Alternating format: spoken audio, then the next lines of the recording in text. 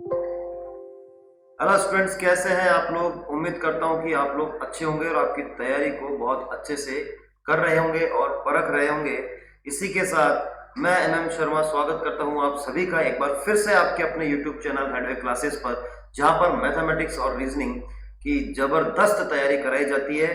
बिल्कुल छोटे छोटे कंसेप्ट को लेकर, छोटे छोटे वीडियोस को लेकर हम लोग आपके सामने आते हैं, ताकि आप लोगों को कम समय में अच्छा कंसेप्ट समझ में आ जाए। उसी सिलसिले को जारी रखते हुए मैं आज आप लोगों के सामने एक एवरेज का छोटा सा कंसेप्ट लेकर आया हूं कि जब हमें एक से अधिक का मतलब, जैसे लड़का और लड़की हो गया है ना, ऑफिस में कर्मचारी और मैनेजर हो गए, उसी तरीके से पढ़े लिखे और अनपढ़ हो गए, इन सब का अगर औसत अलग से दे रखा हो और पूरी की पूरी जो भी कक्षा है, यानी लड़का और लड़की है तो कक्षा, कर्मचारी और मैनेजर है तो ऑफिस, है ना, अनपढ़ और पढ़े लिखे हैं तो पूरा गांव, इस तरीके का भी एवरेज दे रखा हो, यानी कि सभी व्यक्तियों का एवरेज अलग से दे रखा हो और प्रत्येक कुछ अलग कैटेगरी का एवरेज दे रखा हो और इस कैटेगरी का एवरेज दे रखा हो, तो उसे हम सीधा सीधा किस तरीके से सॉल्व करेंगे, उसके लिए मैं आपको जैसे कंसेप्ट बता देता हूं।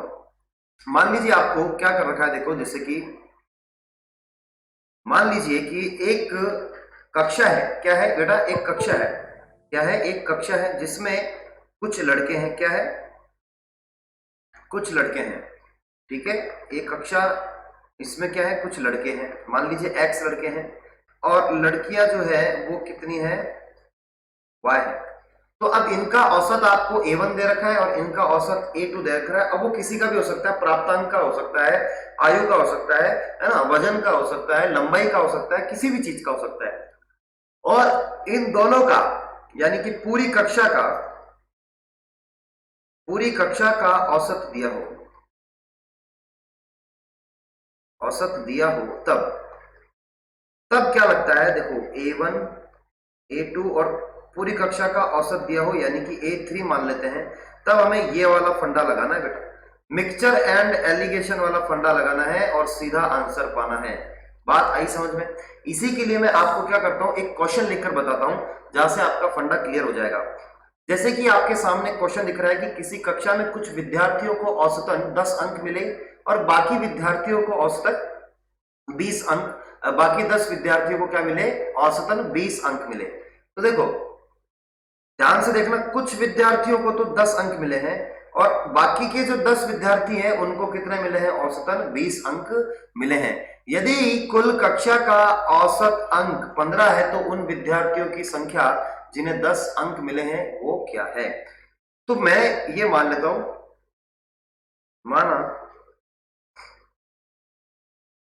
कुल विद्यार्थी, एक बार मैं बेसिक से बता रहा हूं, उसके बाद आपको ट्रिक भी मैं बताऊंगा। माना कुल विद्यार्थी हैं x, ठीक है। तो देखो, 10 अंक वाले जो है वो कितने हो जाएंगे फिर? x माइनस 10 क्यों हो जाएंगे? क्योंकि 10 तो यहां पर है। 20 अंकों वाले कितने हैं? 20 अंकों वाले ये हो गए 20 इंटू 10 विद्यार्थी हैं और पूरी कक्षा में कितने हैं कुल विद्यार्थी? x, और इनका औसत कितना है? 15।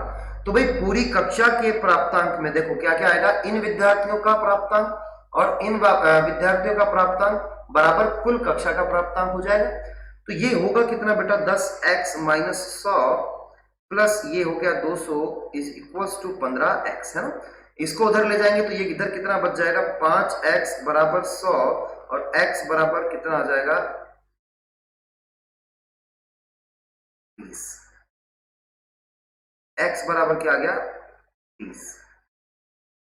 लेकिन अब हमसे पूछा क्या है बच्चों? हमसे ये पूछा है कि विद्यार्थियों की संख्या जिन्हें 10 अंक मिले हैं, तो 10 अंक मिले हैं उनकी संख्या क्या थी?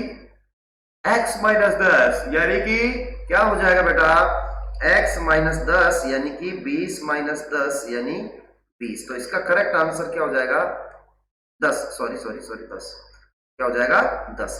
ठीक है, ऐसे भी कर सकते हैं, लेकिन अब ट्रिक की बात करें, अगर हम ट्रिक की बात करें तो क्या होगा? देखो, 10 अंक है इन विद्यार्थियों का औसत, 20 अंक है कुछ विद्यार्थियों का औसत और इनका कुल औसत यानी कितना है? 15। तो देखो बेटा, हमेशा बड़े में से छोटा माइनस होगा। हमेशा क्या होता है यहां पर? बड़े में से छोटा माइनस होता है। क्या होता है? बड़े में से छोटा। तो 20 में से 15 गया तो 5 और 15 में से 10 गया तो 5। अब देखो ये जो विद्यार्थी थे इनके रेशियो आ गया कि 20 अंक प्राप्त करने वालों का अनुपात ये और अनुपात ये, तो ये अनुपात कितना हो गया 1:1। तो अब ये 1 किसके बराबर है, वास्तव में 10 विद्यार्थियों के, तो ये भी कितने के बराबर हो जाएगा 10। तो इसीलिए हमारा आंसर क्या हो जाएगा 10 हो जाएगा। तो ये ट्रिक लगानी है आपको और सीधा आंसर पाना है। बात आई समझ में? तो ये क्या है, ये जो अनुपात आया क्या है, विद्यार्थियों का अनुपात, विद्यार्थियों का अनुपात, विद्यार्थियों का अनुपात आया, ठीक है। इसको 1:1 भी लिख सकते हैं। चलिए ऐसा ही एक और प्रश्न करते हैं, जैसे आपको ये यहां पर दिया हुआ है, बेसिक से भी आप समझ सकते हैं इस चीज को और ट्रिक से भी हम इसे समझेंगे, ठीक है। तो देखो क्या दिया हुआ है, एक परीक्षा में 120 विद्यार्थी है टोटल, कितने 120 विद्यार्थियों के अंकों का औसत 35 है। यदि उत्तीर्ण होने वाले परीक्षार्थियों के अंकों का औसत अंक ये और फेल होने वाले परीक्षार्थियों का अंकों का औसत ये है और पूरी कक्षा का औसत कितना है 35 है, तो उत्तीर्ण होने वाले विद्यार्थियों की संख्या क्या है। तो बेटा यहां पर लिख लेते हैं हम उत्तीर्ण और यहां लिख लेते हैं अनुत्तीर्ण यानी कि फेल। उत्तीर्ण होने वाले परीक्षार्थियों के अंकों का औसत कितना है बेटा 39 और फेल होने वालों का है 15, ठीक है। और पूरी कक्षा का कितना दे रखा है आपको 35, तो छोटे में से बड़ा घटाएंगे तो ये देखो ये कितना आएगा बेटा 4।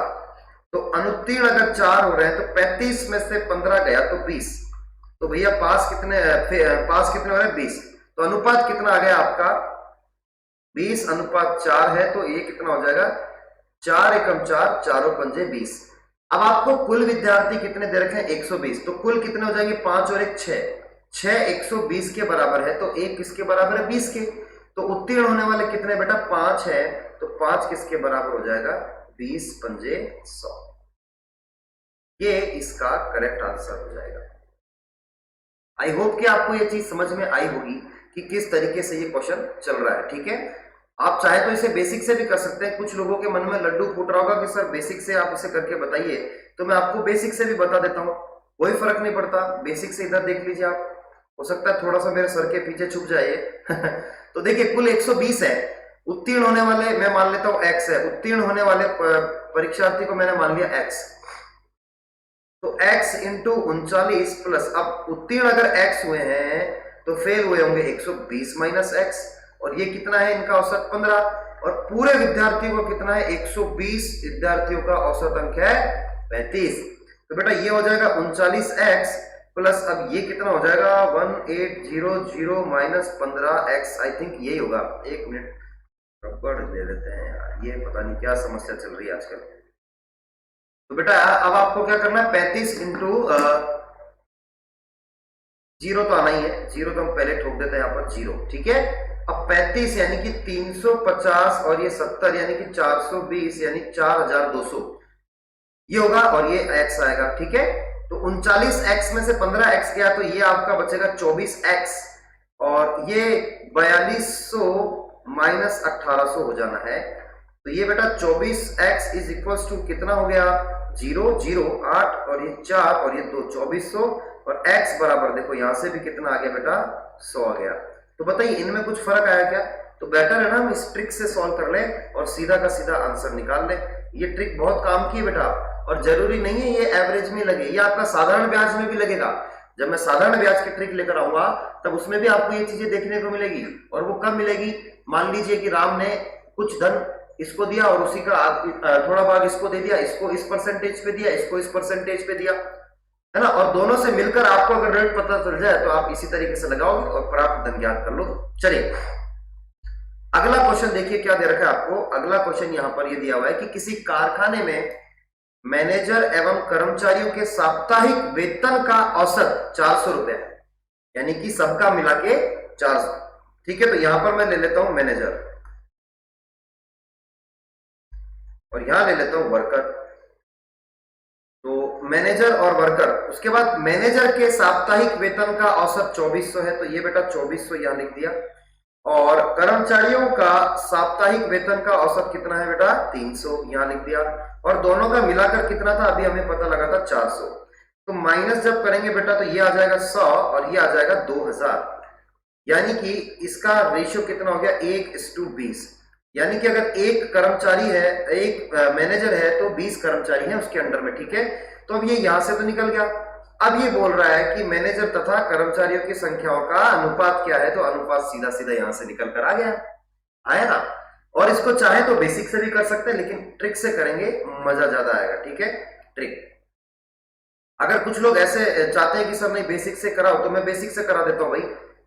मान लो एक्स मैनेजर है और इनका एवरेज कितना दे रखा है आपको 2400, और वाई आपके क्या है कर्मचारी, इनका एवरेज दे रखा है 300, और कुल ऑफिस का है 400, और टोटल हो जाएंगे एक्स प्लस वाई। तो बेटा ये हो गया आपके 2400 एक्स प्लस 300 वाई बराबर 400 एक्स प्लस 400 वाई हो गया। यहां से x को उधर लेकर जाएंगे तो ये कितना हो जाएगा बेटा 2000 x, है ना, और प्लस, अच्छा बराबर ही कर देते हैं, प्लस छोड़ो, बराबर इसको उधर ले जाते हैं तो ये कितना हो जाएगा 100 y। यहां से x बटा y की बात करें तो वो 100 बटा 2000, जैसा आपको नीचे ट्रिक में दिख रहा होगा, ये वापस आपका 1/2 ही आ गया। देख लो 1/20, सॉरी 1/20 ही आ गया। तो क्या फर्क पड़ता है ना, ट्रिक लगाने से ज्यादा अगर अच्छे से आंसर आ रहा है तो वहां हम ट्रिक लगाएंगे और सीधा आंसर पाएंगे। चलिए अगला क्वेश्चन इस तरीके का भी देख लेते हैं एक और, ऐसा हम कर चुके हैं वैसे तो। एक कक्षा के 48 छात्रों का औसत अंक 45 है, तो टोटल छात्र कितने हैं 48, और उन सब का औसत अंक कितना है 45। उस कक्षा के लड़कों के औसत अंक 40 और लड़कियों के औसत अंक 50 है। तो भैया ये रहे लड़के और ये रही लड़कियां।